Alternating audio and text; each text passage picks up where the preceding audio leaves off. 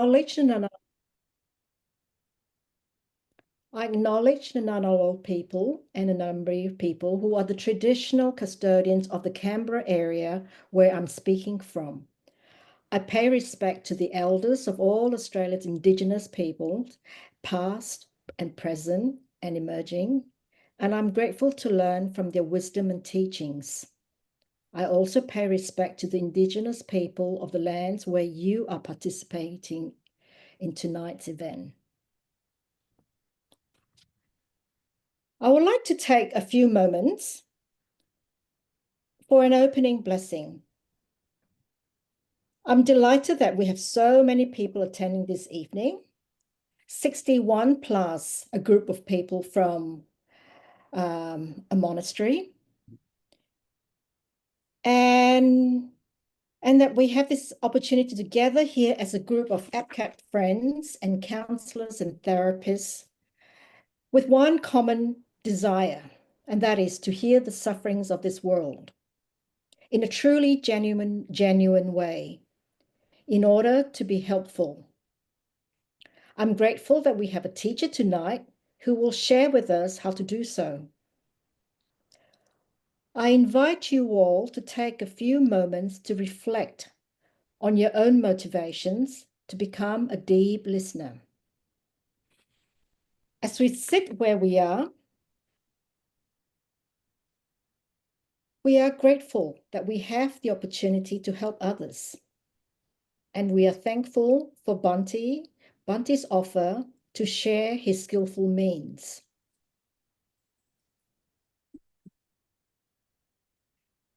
Before I present Bhante Sanathavihari, I'd like to say that there will be a Q&A time later. It is going to be recorded. However, if you don't want to be recorded, you have the option to turn off your camera, because many people aren't able to attend this event live, and they would miss out a lot if they don't hear your questions and Bhante's answers. Feel free to use the hand up if you wish to ask your question. You can also type your question in the chat box. Nerida will monitor the chat, and she will, she'll be the one to give your questions. And now I'd like to formally introduce tonight's speaker, Bhante Sanathavihari. Most of you would have read Bhante's profile on the flyer that you had received, and that there was a link that was provided that gave a lot more information. And I think, you might be like me. I actually did a bit of Google search on Bhante so that I could actually, introduce him. Yeah. Bhante fascinates me. Not only am I interested in how counselling is offered in the monastic setting and by a monastic, and how I could learn to become a better counsellor, therapist. I'm also amazed that he has spread the Dharma beyond the English-speaking world. He has taken it to the Latin-speaking communities in Mexico, in Spain, and Los Angeles. He reminds me, when I was studying Buddhist studies, about the Indian monks who traveled so far away from home to go to China to teach the Buddha's teachings. Some of you who live in Sydney might have met him when he was here as a visiting teacher. Right now, Bhante is actually joining us from Ho Chi Minh City. So I'm so glad that we have the internet now, even though it fails me when I need it most. But, it has enabled us to have this Sangha, a Sangha that is not just in my neighborhood, but across the globe. And I'm really thankful, and please welcome Bhante. Thank you. Yes, thank you for that introduction, and thank you for this opportunity to share my experiences with you all. And also, I would also pay my respects to all the monastics that are present here. So I will be sharing my screen now. Yes, oh yes, I have that capability. There we go. Okay.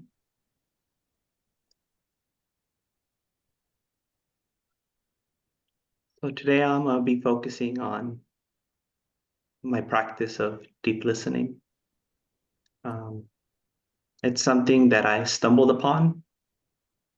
I had no intention actually to be doing any sort of community work or helping. To be very sincere, my monastic ambitions were very individualistic. But throughout the years, I could not turn a blind eye to the suffering of those around me and the suffering of those who make the holy life possible for me.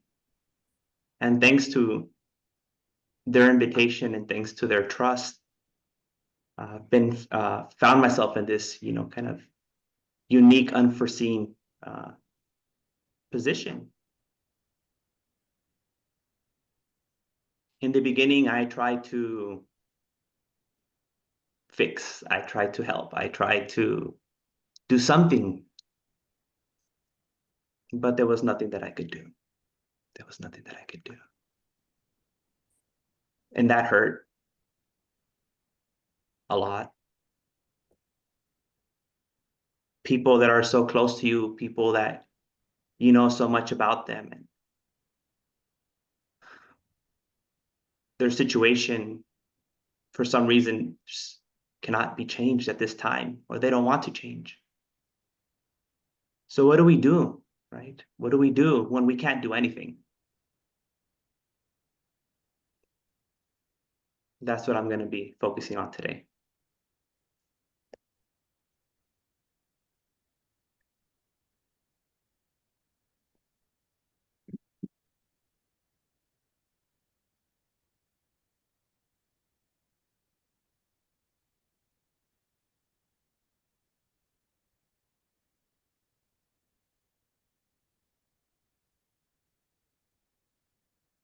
Space is the place where all things are possible. Silence is the place where all things are possible.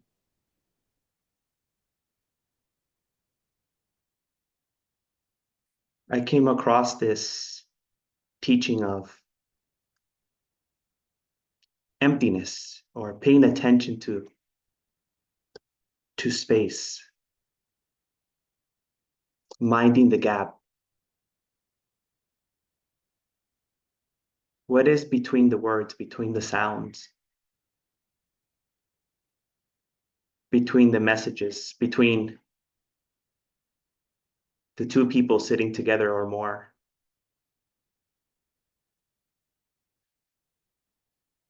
Paying attention to that part. Giving space. Space is possibility. Space is freedom. Space is all embracing. Nothing sticks to space.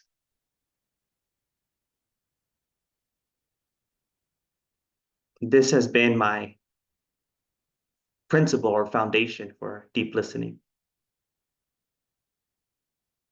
Paying attention to space, creating space, holding space, nurturing space. So throughout this talk today, mind the gap. The space between your thoughts, the space between the sounds that you hear, the space between what you see on the screen, the space between feelings and emotions.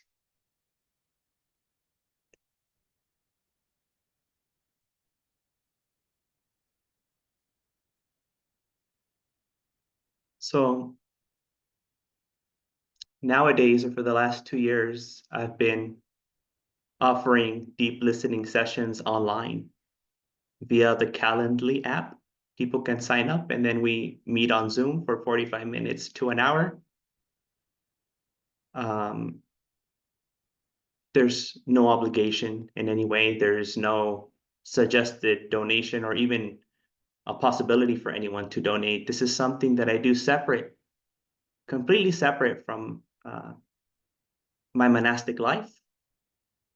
I invite people to drop all formal decorum and etiquette, to drop all taboos and stigma, and to be tender and to be raw, and not to be nice. I invite people to speak freely.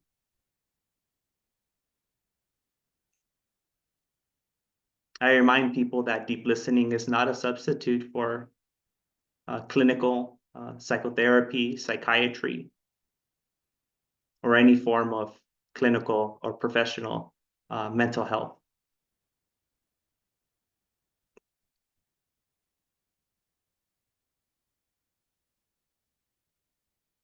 My main inspiration comes from the Venerable Thich Nhat Hanh.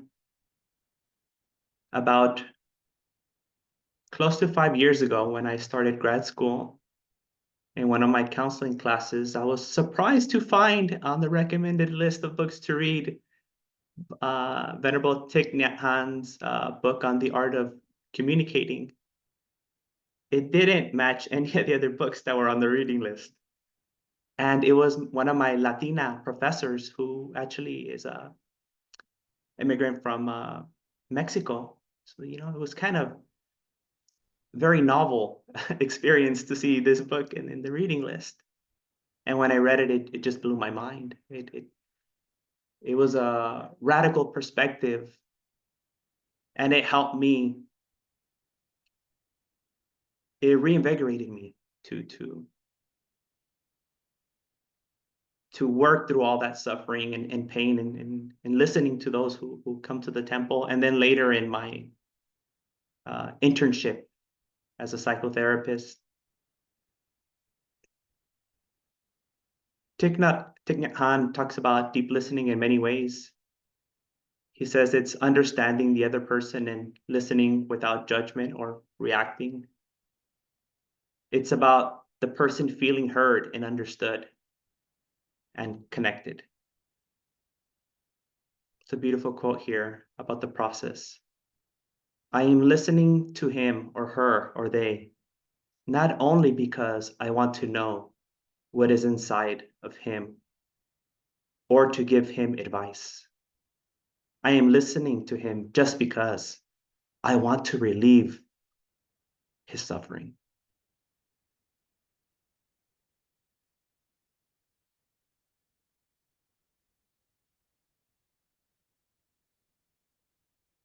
There's three kind of core tenets, three pillars of the way in which I offer deep listening sessions online. One is that they're 100% about the person showing up, right? It's all about them. It's not about me. It's not about me teaching or what I can give or anything like that. There's no agenda. The person that shows up doesn't even have to say anything. Sometimes we sit together in meditation for the duration of the session. Sometimes nothing is said. We just stare at each other. Sometimes it's half or more of the session, people weeping, and a lot of awkward silence. Silence can be a medicine. Silence can also be painful. And being with someone, navigating that experience of learning to be in silence, learning to be with oneself and with others.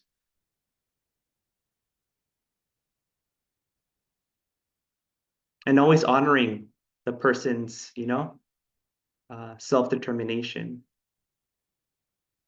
Letting them be in charge. If they want to cut it short, they can cut it short. If they never want to show up again, they don't want to show up. If they just want to chit chat, we can chit chat. We can talk about sports or anything, right? Anything. It's always up to them. I don't give any formal advice or suggestions. At times I ask questions for clarity, or if they ask me, about a certain situation, I might explore similar situations with them, right? Something that might have happened to me or something that I've learned about. But always as a mirror for the other person to see what arises in them.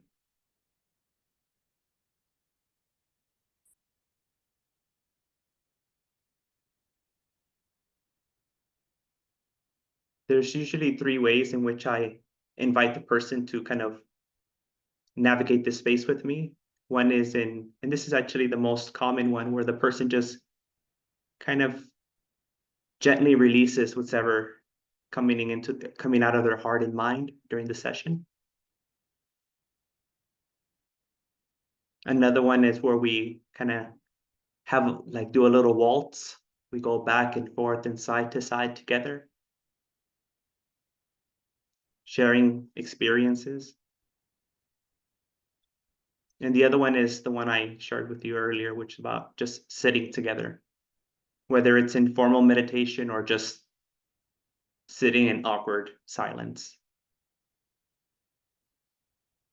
What I don't do is I don't teach the Dhamma here, and I don't try to, once again, give any advice or try to help the person or make it about myself in any way. Or there's no techniques, there's no method, there's no objective. All of these three different vehicles are invitations to just be with, to be with what's happening, to be with the world, to be with oneself, to be with experience, to be with another, to be with nothing.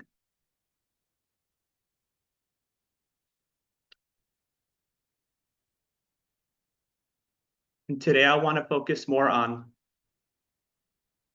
the facilitators or the coaches or the counselors' perspective.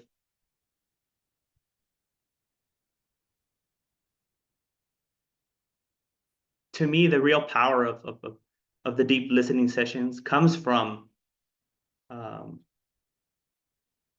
facilitator's ability to create and hold and maintain and nourish that space. So in the beginning, we really need to focus on inner counseling or inner deep listening, listening to oneself. Inner counseling is the practice of developing the skills to ensure one's own holistic well-being. Inner counseling is similar to self-care in the sense that it is taking the time to take care of one's own well-being, but with an emphasis on taking care of oneself when counseling others and in the time between. We have to practice what we preach. That's very important, and I'll talk more about that. Inner counseling is to help us help ourselves so we can help others.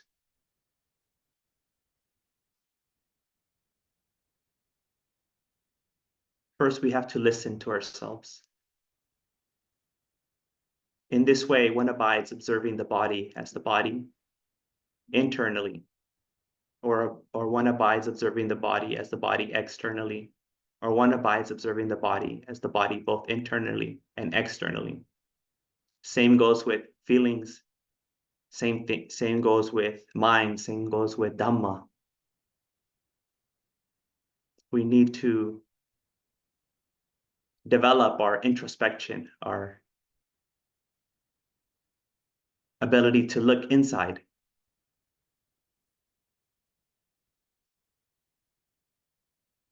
And in order to be of service to others, we need to, take care of ourselves. Protecting oneself, bhikkhus, one protects others. Protecting others, one protects oneself.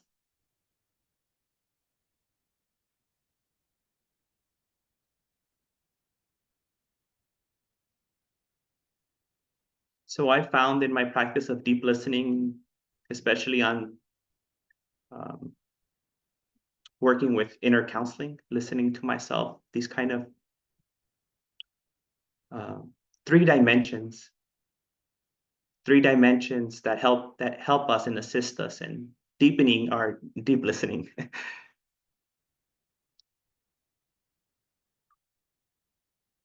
And also being with, right, what arises in session. And these are all ideas that I've been fortunate enough and privileged enough to come across and meet some of these great teachers. I mean, these are not my original ideas. I draw upon, as I said earlier, Thich Nhat Hanh. I draw upon Roshi, John Halifax. I draw upon Ajahn Brahm. I draw upon my own teacher, Bhante Puniji, and so many others, so many others. But this is just my kind of what I have found useful, right? Pulling from all of those kind of great teachers and teachings that are out there. And what I found useful in the way in which I offer deep listening and practice my own inner counseling. And the first one is just to pay attention. Listening is about paying attention, about being mindful. So first we need to develop internal deep listening. We need to learn to be with one's own experience. By learning to be with one's own experience, we can learn to be with others. We need to listen to our body, our feelings, our mind, and our spiritual qualities.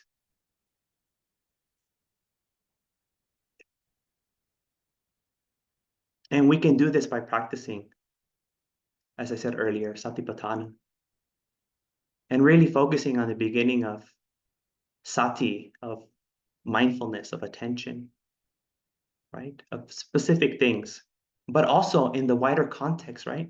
This thing that we're paying attention to, this feeling, this anger that's in me, this sadness, this greed that's in me, I'm mindful of it. But I also need to be mindful of the causes and conditions that brought it about, the context in which this feeling is arising, this thought is arising, this pain, this suffering is arising.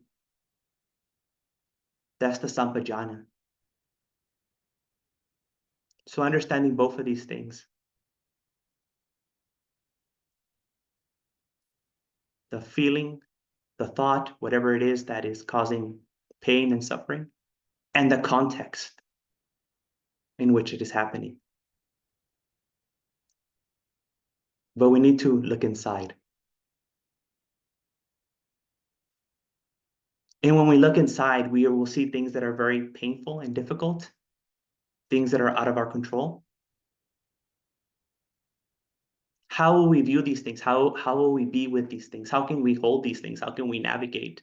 What will be our relationship with these things, especially once we come to the realization that most of it is not the way we want it to be, and we can't do very much about it, especially in the beginning. Here's where the element of metta and karuna, loving kindness and compassion, while still holding mindfulness. And as Ajahn Brahm, famously re-articulated it as kindfulness. It's not only good enough to be mindful, but we also need to be kindful and practicing kindfulness towards ourselves. Inner compassion, being with one's own pain and suffering, and treating oneself as one would treat others, tending, caring to one's own pain that arises in response to the pain of another.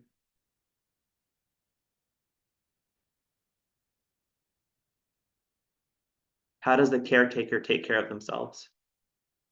Before, during, and after. Do we focus on our shortcomings of not being able to get an outcome, of not being able to regurgitate the proper CBT or DBT or whatever kind of technique? What do we do when we lose a client to suicide?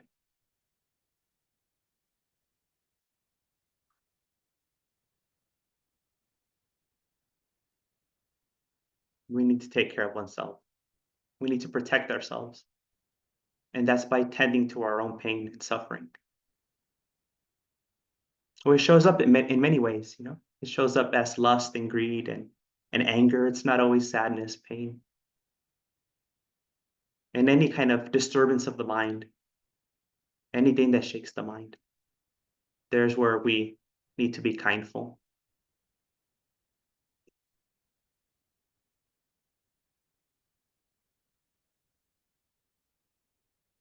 And then there's another element, the element of insight and wisdom. We need to also be wiseful, full of wisdom.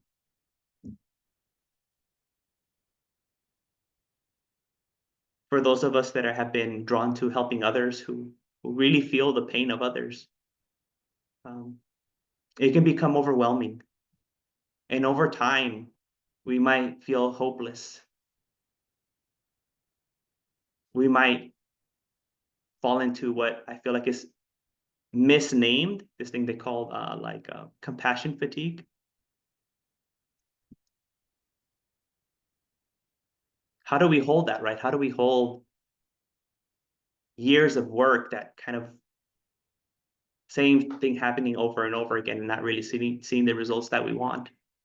Even in ourselves, years of practice in retreats and going to great teachers and reading the best suttas, but still we find ourselves in the same place.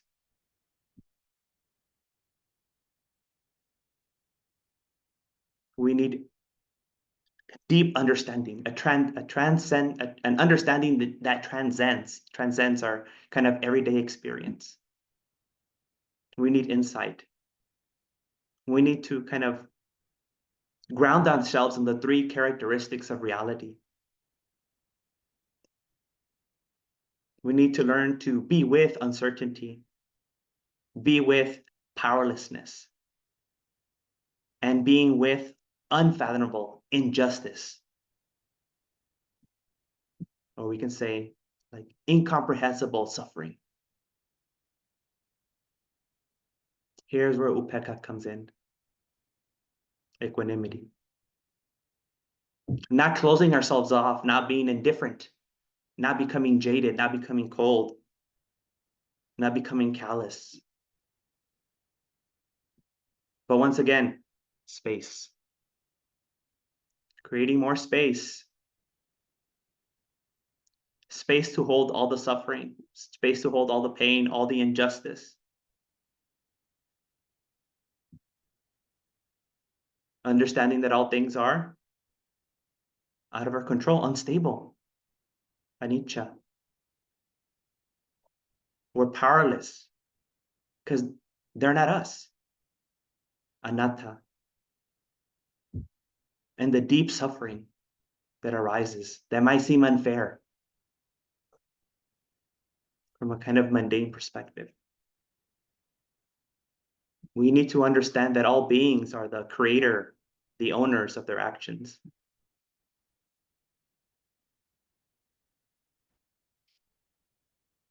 So from kind of these three practices, we're able to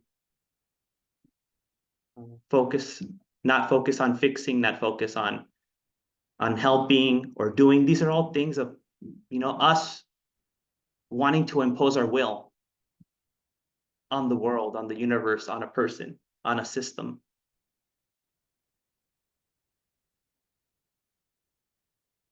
I can't even control this body. This body ages. I just came from the hospital. I'm getting treatment here for my neck, arthritis in my neck. What can I do? I just have to be with it for the rest of my life.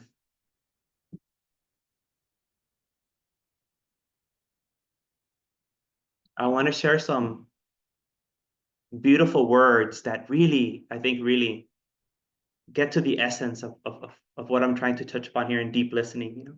So I want to rely on the more skillful articulation of these great masters, like Ajahn Brahm.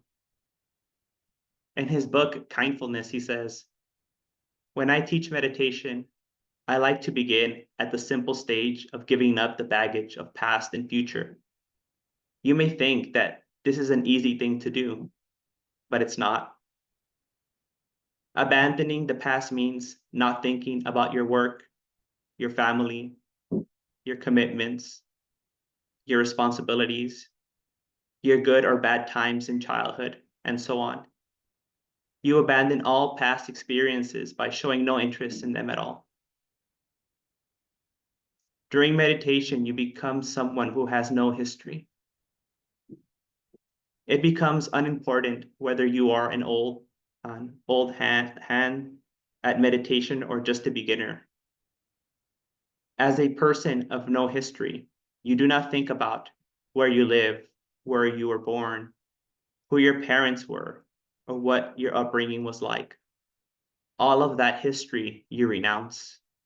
In this way, if you are meditating with others, everyone becomes equal. Just as a meditator, if we abandon all that history, we are all equal and free. We free ourselves of some of the concerns, perceptions, and thoughts that limit us, that stop us from developing the peace born of letting go. Every part of our history is finally released. Even the memory of what happened just a moment ago. Whatever has happened no longer interests us as we let it go. As clinicians, as counselors, as facilitators and coaches, when we come to the bearing witness, when we practice deep listening, we need to leave all of that to the side. We need to abandon the world and just be with the person that's in front of us. We're no longer the professional. We're no longer the savior. We're not the helper. We're not the nurse. We're not the doctor. We're not the senior person. Letting go of all that history and whatever you might know about the person in front of you, right?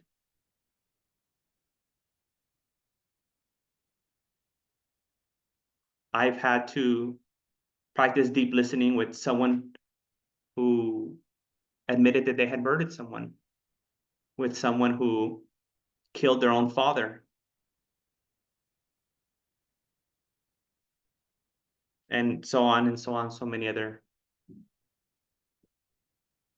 people that have kind of done those type of things, you know? But if I focus on that, I'm not with them. I can't listen. I can't understand if I hold on to that. All of that needs to be put aside.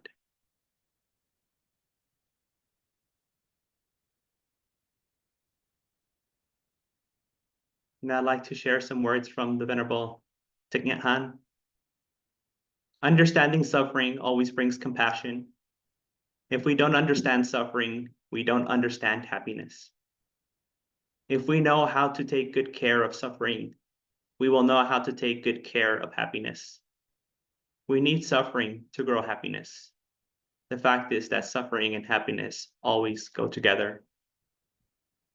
When we understand suffering, we will understand happiness. If we know how to handle suffering, we will know how to handle happiness and produce happiness. If a lotus is to grow, it needs to be rooted in the mud. Compassion is born from understanding suffering. We all should learn to embrace our own suffering, to listen to it deeply, and to have a deep look into its nature. In doing so, we allow the energy of love and compassion to be born. When the energy of compassion is born, right away, we suffer less. When we suffer less, when we have compassion for ourselves, we can more easily understand the suffering of another person and of the world. Then our communication with others will be based on the desire to understand, rather than the desire to prove ourselves right or make ourselves feel better. We will have only the intention to help. This is from his book, The Art of Communicating. And some words from Roshi John Halifax. Compassion is action that takes us into the world where we bear witness to and accept the suffering of others, and then help suffering beings with no attachment to outcomes. In being with dying, they help us develop the necessary relationship between compassion and equanimity. and learn to respond from a place that is deeper than our personality and our conceptual mind. With equanimity and compassion as inseparable companions in our work, we are also less judgmental and less attached to outcomes.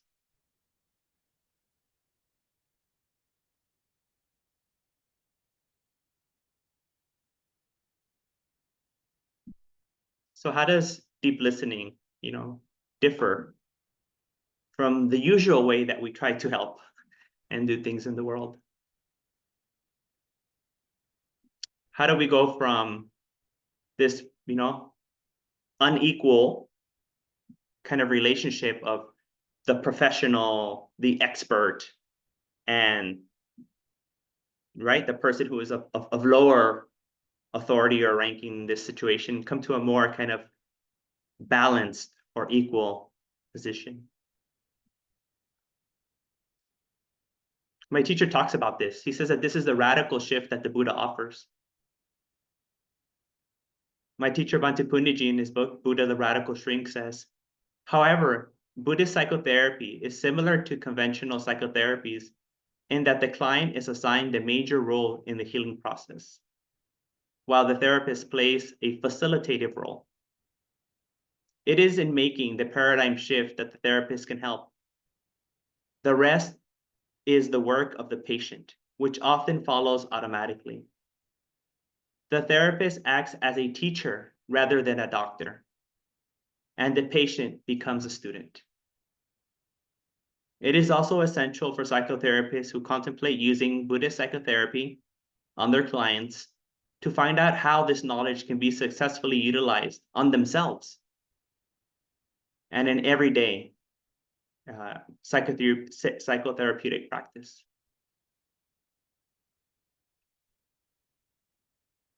And then Dr. Lee, in his book, A Guide to Buddhist Counseling, he's a professor at University of Hong Kong. He talks about the importance of the Buddhist counselor, embodying the practice, walking the walk. I think Buddhist counselors should turn to the Dhamma to have more wisdom and compassion, have less attachment, be less impaired by the three poisons, and so on. I believe our level of cultivation is directly proportional to our ability to use Dhamma to benefit others. More specifically, I think of a good Buddhist counselor should develop regular meditation practice, contemplate on the true meaning of and cultivate compassion, and continually learn and embody Buddhist teachings to benefit oneself. This is perhaps the most different prep from my view of Buddhist counseling compared to typical schools. Both Dr. Lee and my teacher, the late Bhante Punjaji, go back to this of inner counseling or listening to oneself. Protecting oneself so one can be able to protect others.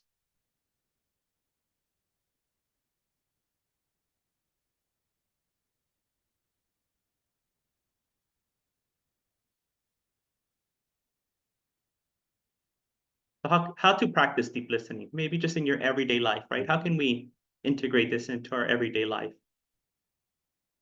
So inner listening to one's own experience, directing our awareness to our thoughts, emotions, bodily sensations, and anything else that arises right now.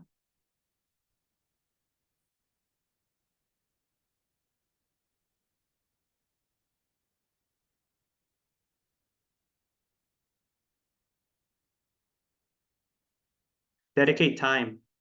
Block out a time in your schedule for the practice of deep listening. Try not to squeeze this time between other urgent events. Don't rush. Reduce distractions. Find a safe and quiet space. Put away your phone. Avoid overstimulation.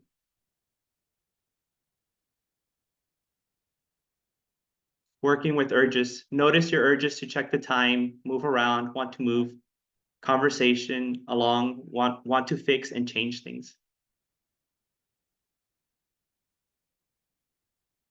When we're listening, we don't want to be doing anything else but listening, whether it's to another or with ourselves.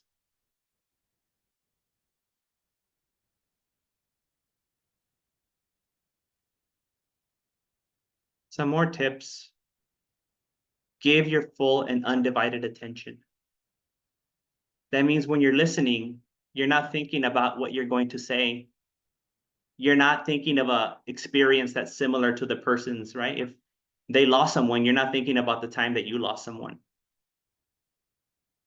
You're not thinking about the next client. Pay close attention to what they say and what they don't say. That's why we need the space. Suspend judgment. Put aside your own beliefs. Let go of history. Let go of your personality. Let go of the story. Be open to surprises. Anything can happen at any time.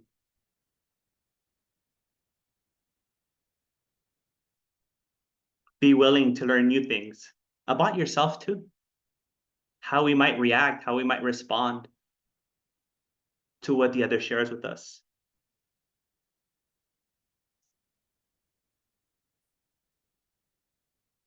And provide validation of their experiences. We're not here to say, you know, oh, that wasn't in line with the 5 precepts, or that is illegal, or whatever, you know. Deep listening is not about that. It's not about what's right or wrong. It's about understanding the person's experience. So we validate their experience without any sort of judgment.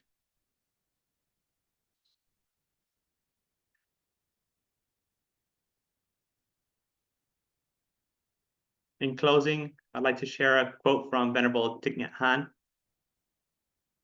The most precious gift we can offer others is our presence.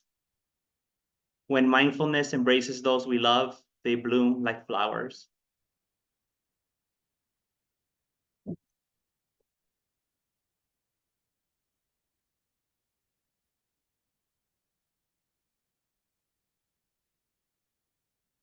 Thank you.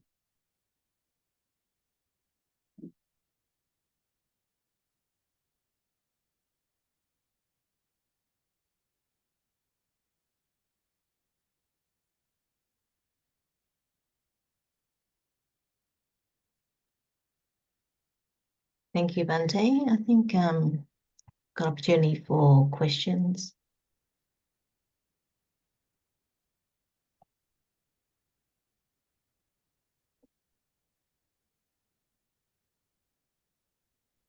It looks like Michael has a question.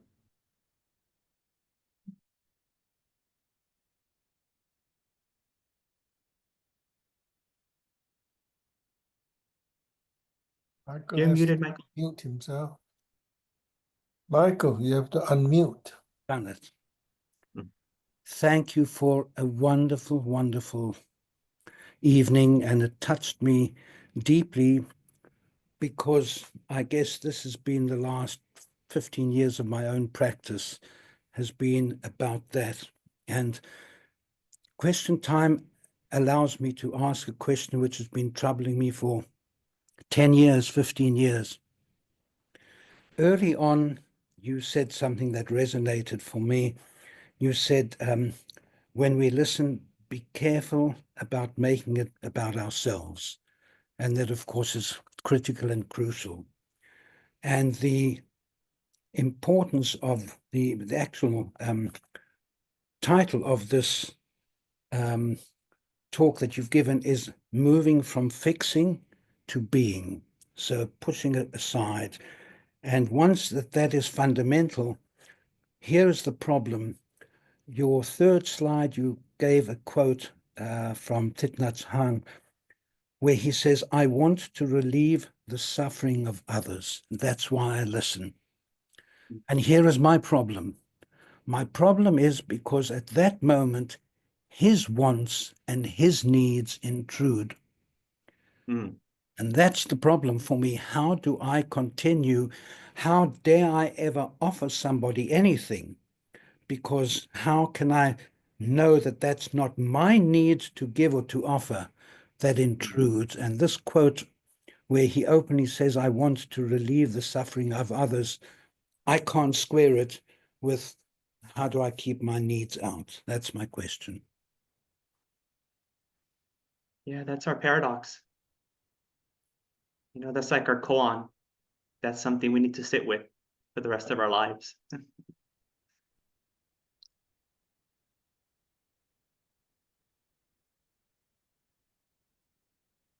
Thank you.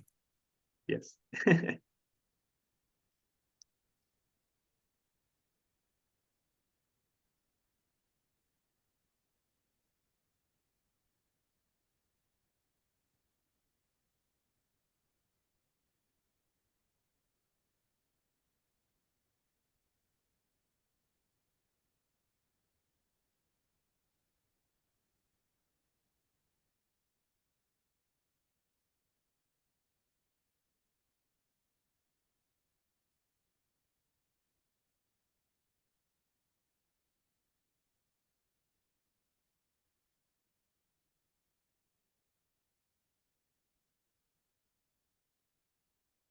Good.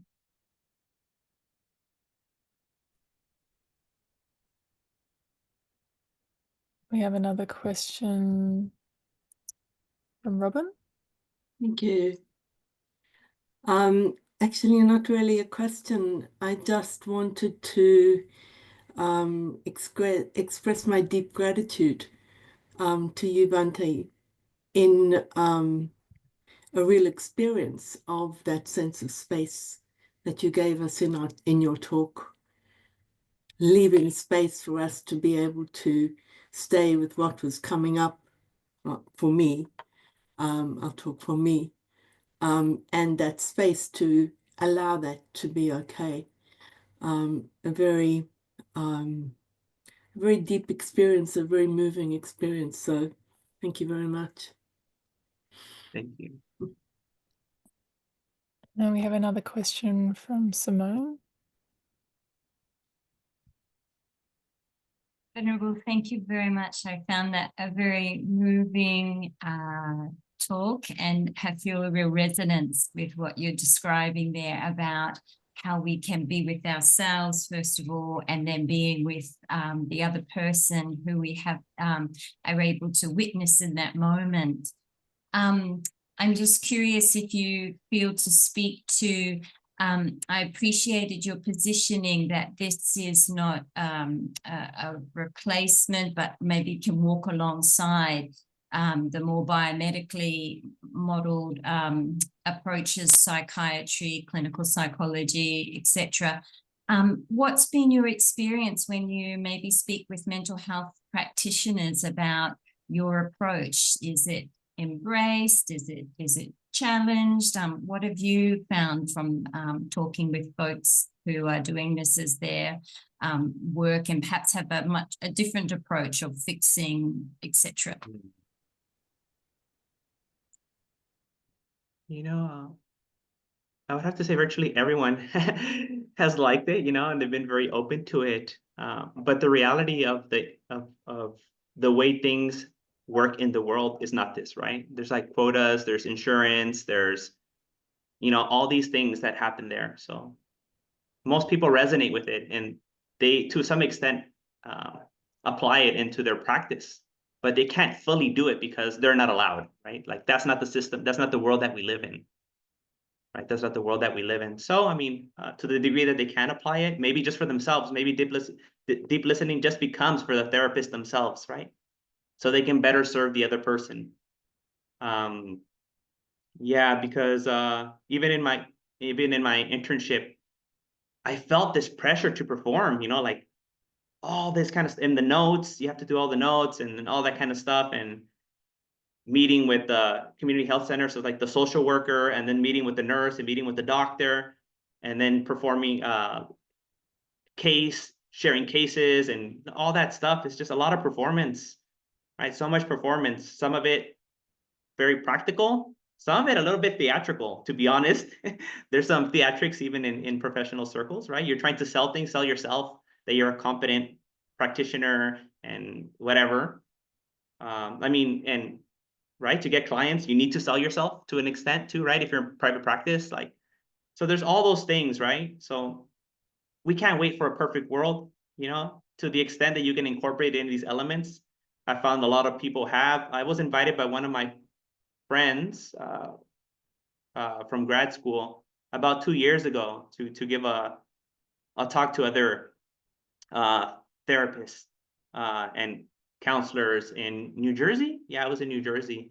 So also with the rest of the people who are in my cohort, I mean, they follow me online and, you know, they always like and share, and we kind of have this. So I think most people are open, but even though they would like to implement it more, the reality is that they really can't.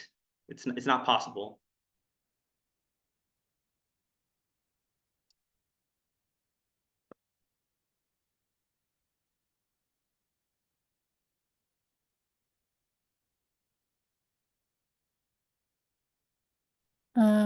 We have, I think, Jonathan next. Yes, Bhante, thank you so much. I've spent my life on the medical side as a professional, but I've also been on the patient side. And the one thing I missed desperately was someone listening deeply. And I don't think it can ever be omitted, not for a second. But my question is, and I try to practice the deep listening, and in that practicing, and we're with the patient in real time, how would you what would your suggestions be if I begin to worry that there's more that I can do? I mean, I've done everything I possibly can to deep listen, but I'm deeply worried. Is there more that I can do? That arises, and it may not be helpful, but it may be. Have you got any advice for me if that thought arises? Yeah, so in the moment, we want to recall our intention to be there and kind of hold that space for the person. So it kind of requires us to some extent to kind of, for the moment, just kind of put it over here, right? In the periphery. We don't want to suppress it or deny it. It's there, but 100%, like mostly supposed to be focused on the patient or the client. But then after, right, we can debrief ourselves, right? And we can look inside and we can, you know, look for help too, you know, who will guard the guardians, right? Like we need someone to help us, right? So that's why we have to work kind of in a more communal kind of perspective of like kalyanamitas, of friends, having a friend to reach out to, not letting your own, like, I'm supposed to be the professional, the doctor, the therapist, kind of be an obstacle to getting the help that we need. Being on the other side, like you said, you've been on the other side too, right? That's a powerful experience when you're on the other side too. You know, we should be able to leverage that to our own benefit and, you know, do whatever we need to do to take care of ourselves. But those kind of thoughts are natural thoughts. I mean, sometimes there is a lot more that we can do, and we failed, and that's okay. That's okay that we failed, right? And we're going to continue failing. It's not going to be the last time we're going to fail, you know? But it's just understanding that, you know, we are also a result of our causes and conditions, just like the suffering and everything that's going on with the other person.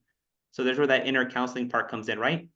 Treating oneself like you would treat others, you know? So in the same way that you would offer that deep listening to the other person.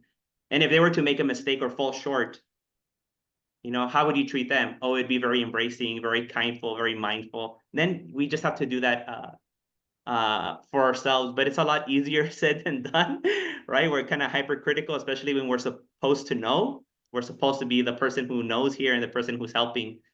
But we shouldn't get too attached to that story. I think sometimes when we identify too much with the role, or out of any kind of practical necessity to be in that role, I think it holds us down. And I think that's why I wanted to share that quote from Ajahn Brahm, where he invites us to like put all of that to the side. Like, yeah, I have 20 years of, you know, practicing whatever you practice, and I still failed.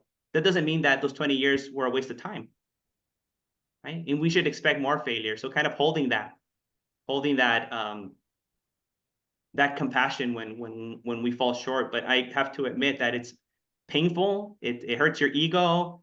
You start questioning yourself, you know, am I fake? You know, imposter syndrome. And I mean, these are at least the things that I've felt, and some of my colleagues when they talk to me, you know, all these things. I think those are all just natural things. I think these uncomfortable feelings are a sign of our sincerity and authenticity in doing the work.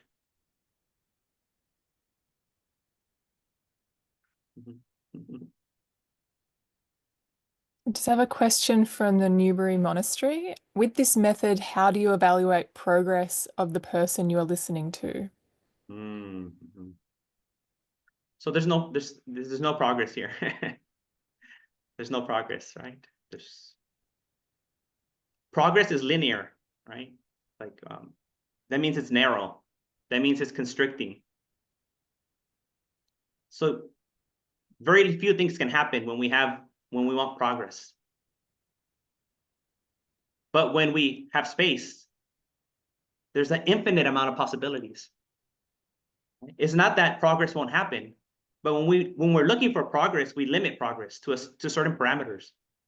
If we get rid of the concept of progress will happen, just not in the way that you thought, right? And that opens it up. That's the invitation of space, right? To open it up for things to be radical. I've been surprised in some of the ways that people have changed. I would have never thought of it. I would have never thought of it.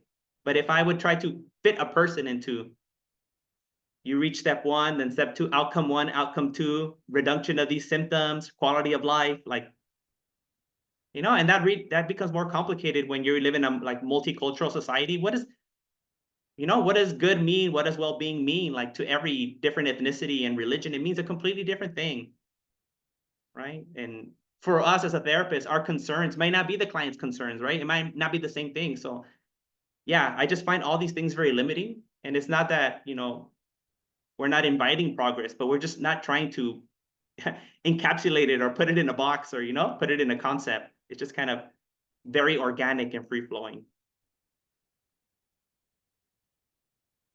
Thank you. Next we have Nikki Paul.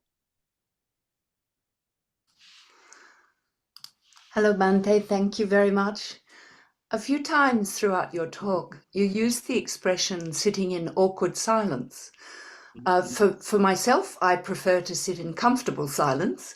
So I would love to know what you meant by that. Yes. So I love also sitting in comfortable silence.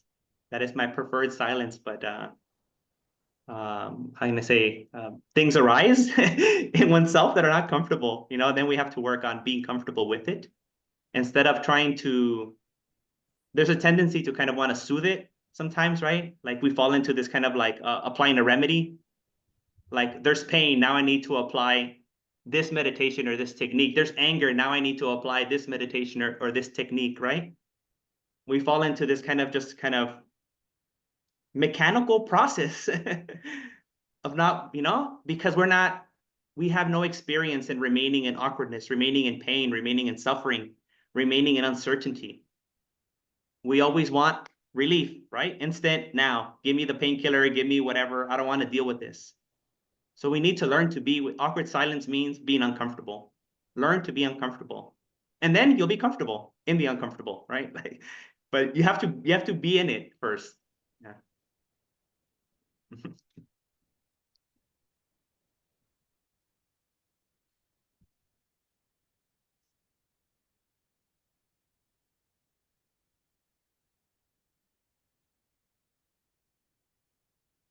Sabana, did you have a question? I noticed you put your hand up a couple of times. That was me. Oh, it kind of dissipated. But through the responses, but I guess, yeah, I just really appreciate the deep listening pathway there. And I find, yes, I love some of the things that you said about space has infinite possibilities, and silence has infinite possibilities. And I find that there's the deep heart of meditation as well. And it seems to me that in that deep listening and there is that deep intimacy as well, and the barriers between self and other fall away. And then there is that division, self-other division. When that falls away, there is no fear, there's just loving presence and loving connection. So the whole sense of kind of the small ego self tends to dissolve into the the act of deep listening. So I really appreciated some of the quotes of Thich Nhat Hanh there, and empty listening. And I also was reflecting about what Michael raised in his first question and your response about the paradox. We have this deep intention, the Bodhisattva path, to alleviate suffering. There is that deep intention there. That is the underbelly of my life and my commitment in walking that path. And it seems to me that through the act of deep listening, as you've really beautifully laid out there, that in that act of deep listening, it does alleviate suffering. The other person feels heard, feels understood, feels seen and respected. And to me, so the intention to alleviate suffering is not an ego intention. You know, it is an intention that holds us both, the speaker and the listener, become one in that. And so it alleviates suffering for both of us, So thank you, really beautiful. Thank you for that. Thank you for sharing that with us.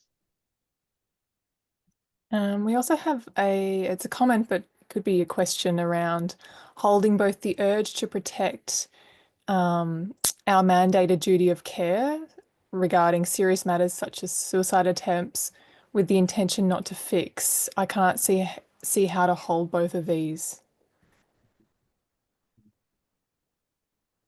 Yeah, so here's kind of going back to what I was talking about, the world that we live in and the systems that we live in that force us or don't kind of give us a choice.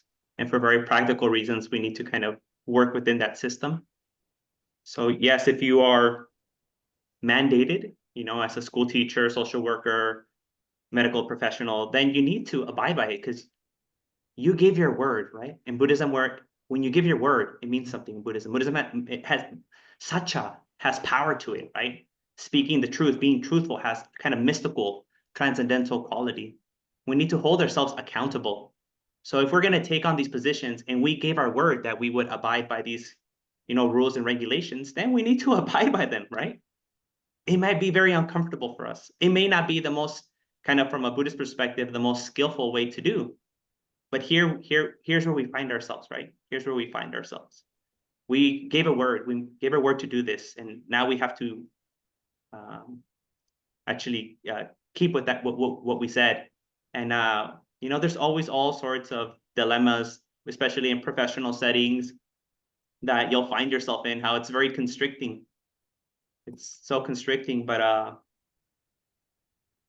sometimes we have to take on that burden, right? We have to suffer that, like kind of a second arrow of suffering that happens because we kind of take on this role from like the Mahayana perspective of the Bodhisattva vow. How the Bodhisattva and other like Bodhisattvas like Jizo, Japanese, right? Kitsitigarba plunges into hell, right? To rescue others. And I mean, hell's not a comfortable place to be in. A lot of suffering there, right? So from kind of that perspective, we can kind of think about it in that way. But I try not to, personally, I try not to get too stuck in like how things should be, because things are never the way they should be, right? Like Buddhism says this way, and yes, I agree, that is, you know, what the Buddha said, but it hardly ever plays out that way. And we just try our best. We try to live as sincere and authentic life that we can to the best of our ability, and work within the systems that we find ourselves in. And hopefully, you know, that'll be an invitation for others to kind of collectively make some changes. Change happens on its own, but we can also, you know, navigate the changes and guide the changes.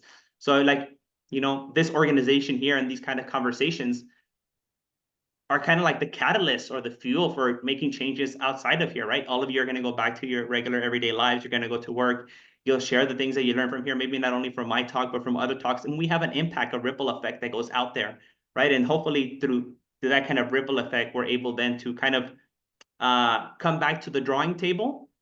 And, you know, when it comes to legislation and when it comes to these kind of professional organization rules and regulations when they draft them up every so many years, that we can, you know, suggest something different, a different kind of paradigm in which to work in. So we also need to kind of have this sense of Kanti patience and kind of thinking like long-term benefit of beings, and not only right now for our what would be the best thing for me to do in an ideal world. But those are just some of the things that came to mind with this comment. Okay, thank you. Joyce, did you want to provide a summary of tonight's talk, unless there's any last pressing questions? No, I think there's another question in the chat from Venerable Sanathavihari. Oh, sorry, I didn't see that. Yes. Can this method help people with serious mental illness such as bipolar or schizophrenia? It will not remove the physical causes and conditions of mania and depression, and it will not remove, the physical conditions of hallucinations, whether audio or visual or delusions. It will not do that, right? But it can provide something different, right? It can give something different, and maybe that difference helps that person have a different relationship to all these other things, right? So kind of like with famously Jon Kabat-Zinn working with people with chronic pain, and he introduced mindfulness, right? We couldn't get rid of the pain. That physical pain is there. But what's going to be the relationship to that pain? So here, deep listening kind of offers something similar, right? That physical pain, that physical causes and conditions of mania and hallucinations, that's there, okay? But what's going to be our relationship to that? Are we going to see ourselves as someone broken? Are we going to see ourselves as problematic? Are we going to whatever, Are we going to hold that with a negative self? Or are we going to see it differently? And I think there's where deep listening can kind of gives us that paradigm shift, that shift in view, that shift in perspective in how we relate to those things and how we are with those things, how we learn to be with mania, how we learn to be with depression, how we learn to be with hallucinations and delusions. Thank you. We have a couple more questions. Can you please explain a bit about how this is from Santi, could you please explain a bit about how you started your deep listening service and how your clients found you? Have you ever felt unsafe? Do you have insurance, etc.? So this just kind of happened like me walking the streets of LA, and then later a lot of people within our local Sangha wanting to do things over Zoom, especially during the pandemic. So it's a form of pastoral care and pastoral counseling, at least in the United States of America. Spiritual counseling, religious counseling done by religious organizations, nonprofit organizations, and their employees or their ministers is not held to the same standards as we have like in California and the behavioral board of psychology. And that's why I explicitly also say in the sessions before they even sign up, they have to know that we are not doing psychotherapy. We are not replacing psychotherapy or anything like that. This is a form of pastoral care and counseling, religious care. And I don't even like that. I don't even like to say that, but that's just kind of like the best way I can articulate it right now. Maybe, in different countries, religion might abide by different rules. So you should check in with your kind of local laws and regulations in the country that you're in. Okay, thank you. There's another question from Lisa saying, any suggestions on how to apply the approach of deep listening to other contexts, such as in relationships or parenting children and teenagers? We can listen to ourselves, how are this kind of the urges that arise when our children do something that we don't want them to do, right? Or disappoint us or hurt us or are ungrateful or ignore us, don't even talk to us, right? Kind of inner deep listening for ourselves. I think that's probably the best way a parent can utilize deep listening is for oneself, not for the children.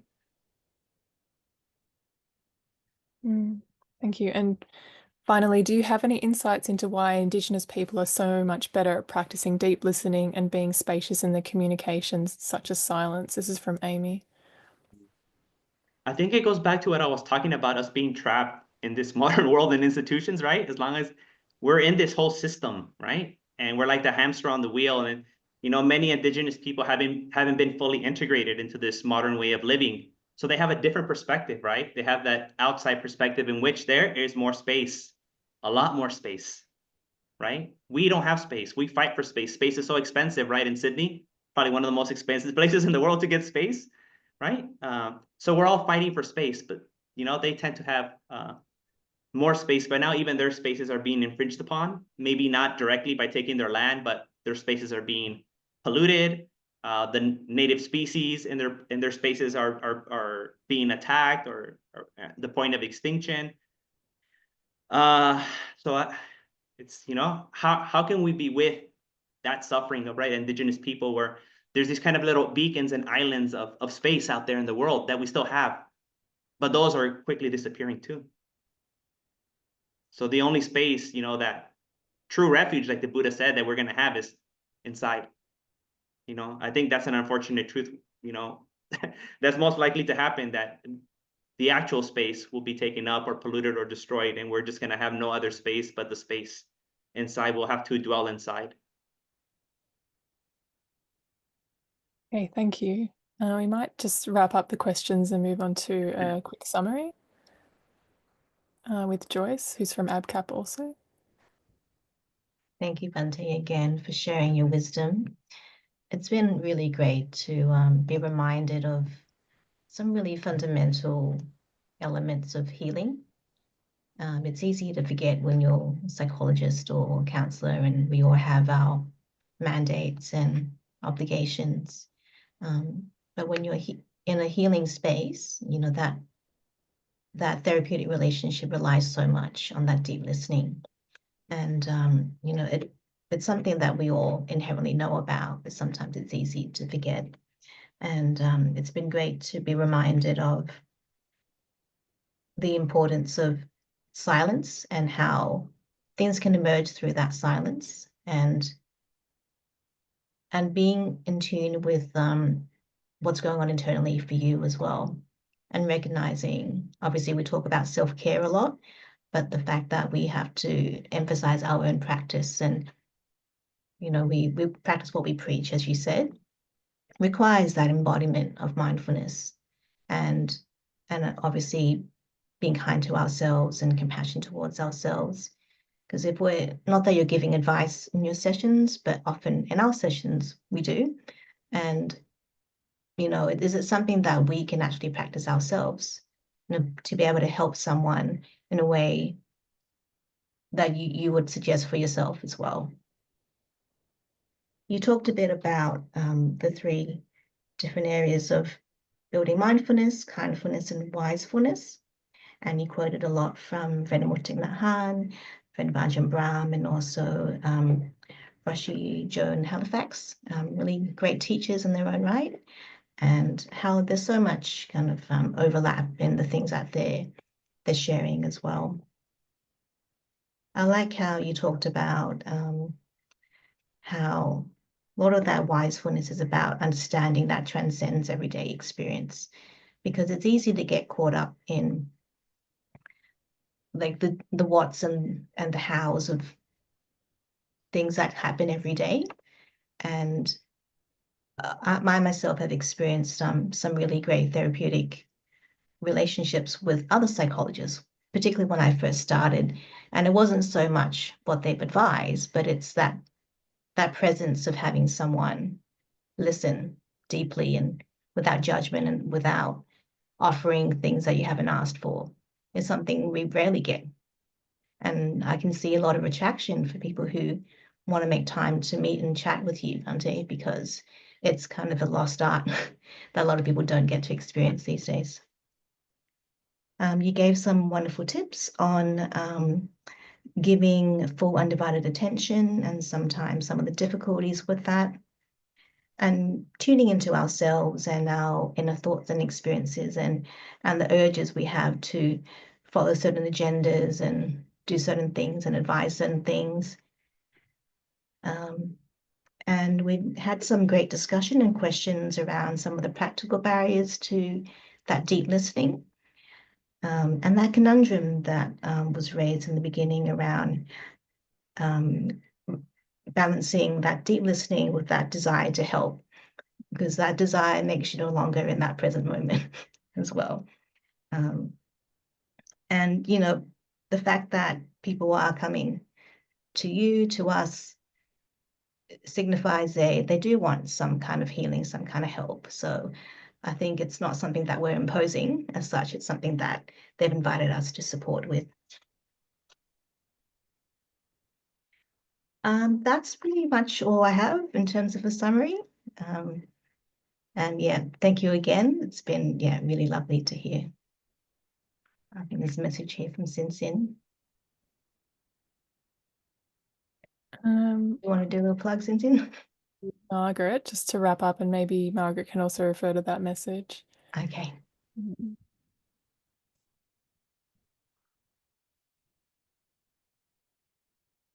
Thank you, Bhante.